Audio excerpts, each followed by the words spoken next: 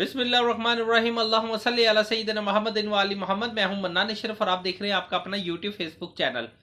बहुत से लोगों का ये दावा है कि इमरान खान को सियासत नहीं आती, वो सिर्फ क्रिकेट के बारे में तो बात कर सकते हैं, सियासत के बारे में उनका बात करना या वो बिल्कुल अभी मेच्योर नहीं है, जो बहुत बड़ा एक सवालिया निशान है उनकी सियासत के ऊपर।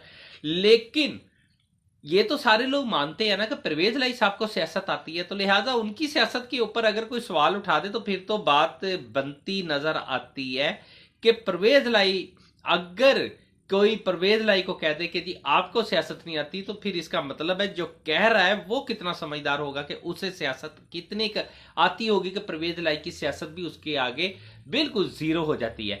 इसी तरह परवेज लाई देखो, मैंने को पहले भी एक दफा जिक्र किया था कि परवेज लाई को तकरीबन 40 साल की सियासत का तजर्बा है, और इसी तरह नवाज शरीफ साहब है, बाकी लोग भी हैं जिन्हें काफी काफी तजर्बे हैं सियासत करने के। इमरान खान को नई सियासत का तजर्बा है, वो तो टोटल 26 साल से सियासत के अंदर है, इससे पहले तो वो सियासत में नहीं थे, क्रिकेट खेलते थे। लेकिन परवेज लाई साहब ने एक प्लान किया, उनके साथ एक डिमांड रखी कि हमें तकरीबन कम से कम भी 10 से 15 सीटें एमएनए की और तकरीबन 25 सीटें जो हैं 30 से 35 सीटें तकरीबन जो अब तक मेरे पास इतला आई है वो चाहिए हमें जी एमपीए की। टोटल 45 से 50 सीटें बनती हैं जो परवेज लाई साहब ने मांगी है, बड़ी मरकज की भी और पंजाब की भी। इमरान खान साहब ने जब ये सारा मुतालबा इमरान खान के पास गया तो इमरान खान ने इसके ऊपर इनकार नहीं किया, बल्कि हम ही भर ली। उसने कहा बिल्कुल हमें मंजूर है, हम आपको पूरा अकोमोडेट करते हैं, लेकिन उसके लिए एक शर्त होगी, हम आपको ये टिकटें दे देते हैं, इसके ऊपर आप इलेक्शन भी फाइट करें, हम आपको पूरा अकोमोडेट करते हैं, लेकिन अकोमोडेट करने के लिए एक शर्त सिर्फ है। और उन्होंने, इमरान खान साहब ने जब शर्त रखी तो उनके कानों में से धुआं निकल आया था, रोंगटे खड़े, उन्हें पता था कि वाकई अगर ये शर्त रखोगे तो इसका क्या करेंगे। इमरान खान साहब ने कहा है कि जी हर सूरत हम आपको टिकट के अंदर अकोमोडेट करते हैं, लेकिन बदले में आप पीटीआई के प्लेटफॉर्म से, वहां से पीटीआई के निशान से इलेक्शन लड़ेंगे, हम आपको टिकट दे देते हैं। लिहाजा वो अब असल मसला यहां बनता है कि वो साइकिल से लड़ना चाह रहे हैं परवेज लाई साहब, और इमरान खान साहब उन्हें पीटीआई से लड़ाना चाह रहे हैं। देखते हैं कि कहां गेम होती है। लेकिन उसके बाद खैर जवाब भी आ गया, और उसी जवाब को मद्देनजर रखते हुए इस टाइम जमान पार्क के अंदर एक मीटिंग हो रही है, जिसके अंदर तमाम मोस्ट सीनियर पीटीआई की जो क्यादत है वो इस टाइम सिर जोड़ के बैठी हुई है, और इमरान खान साहब उसके ऊपर, उन्हें इमरान खान को ब्रीफ किया जा रहा है कि जी परवेज लाई साहब ने इस सिलसिले में जो जवाब दिया वो क्या है, और उसी के आगे फिर क्या इमरान खान साहब कहते हैं। जैसे ही इमरान खान कुछ कहेंगे तो फिर वो जवाब जो मंजरेआम के ऊपर आएगा, और फिर उससे पता चलेगा कि उनका जवाब क्या है। लेकिन परवेज खट्टर साहब की भी, क्योंकि परवेज खट्टर को जिस कमेटी के अंदर, ये मुज़ाकराती कमेटी के अंदर डाला गया था, और वो ये परवेज लाई साहब की ही डिमांड के ऊपर था कि परवेज खट्टर साहब हमारे साथ मुज़ाकरात करें, लेकिन उनके साथ भी उनकी आपस में मुंहमारी हो गई है। और परवेज खट्टर साहब का ये कहना है कि अपनी हैसियत, अपनी औकात में रह के अगर आप टिकटों की डिमांड करें तो हम कुछ कर सकते हैं। आपके पास है कितना? पंजाब में 10 है और मरकज में 5 है, टोटल 15 सीटों के साथ आप बैठे हैं और आप मांग 50 रहे हैं। लिहाजा अपनी हैसियत में वापस आए, अपनी औकात में वापस आए, उसके बाद मुतालबा आगे करें तो हम इंशाल्लाह उस मुतालबे के ऊपर सोचो विचार कर सकते हैं, लेकिन यूं नहीं होना। खैर इनकी काफी ज्यादा मुंह मारी हो गई है, जिसके बाद फिर परवेज खट्टर साहब ने उस कमेटी को खैर बात कह दिया। परवेज खट्टर साहब उस कमेटी को छोड़ के वापस चले गए हैं, और फिर अब देखें कि आगे अब उस कमेटी के बारे में इमरान खान साहब क्या फैसला करते हैं। लेकिन दूसरा चलता है, एक और खबर है, बड़ी अहम है खबर, और वो ये है कि जी प्रेसिडेंट मुराद सईद साहब ने खत लिखा था सदर पाकिस्तान को कि जी मेरी जान को खतरा है, लिहाजा उस खत का जवाब अब आया है।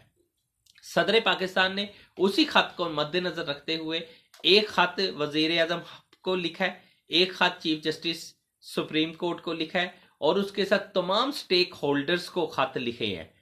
आप समझते होंगे कि स्टेक होल्डर्स है कौन है। वो स्टेक होल्डर्स, उन्हें भी खत लिखे गए हैं, और उसके अंदर ये कहा है बाकायदा तौर पे कि जी मुराद सईद साहब ने चौंका ये इंकशाफ किया है कि दहशत गर्दी कहां हो रही है, कौन कर रहा है, लिहाजा उनकी जान को खतरा है, और उसी को मद्देनजर रखते हुए उनके फौरन एक्शन लिया जाए। और उन्होंने ये हुक्मनामा जारी कर दिया, और उन्होंने साथ एक मिसाल भी दी है कि इससे पहले हमने बर वक्त एक्शन नहीं लिया, जिसकी वजह से अरशद शरीफ की जान चले गई। अब मुराद सईद की जान भी खतरे में है और वो लोग मुराद सईद को कत्ल करना चाहते हैं। इस पे फौरन एक्शन लिया जाए और वो तमाम जो इसके ऊपर इंकशाफ किए गए, जिन जिन लोगों पे शकूक किए, जो शुबहात का इल्जाम इस टाइम के ऊपर है, उनके ऊपर फौरन इंक्वायरी होल्ड कर ली जाए। बहरहाल अब देखते ये है कि इंक्वायरी स्टार्ट होती है कि नहीं होती, लेकिन ये है कि खत चले गए, ऑर्डर भी चला गया है। और उसके साथ एक खबर अहम तरीन वो ये है कि जी, क्योंकि दहशतगर्दी मुल्क के अंदर काफी बढ़ गई है, बड़ी तेजी के साथ दहशतगर्दी जो है वो बढ़ रही है।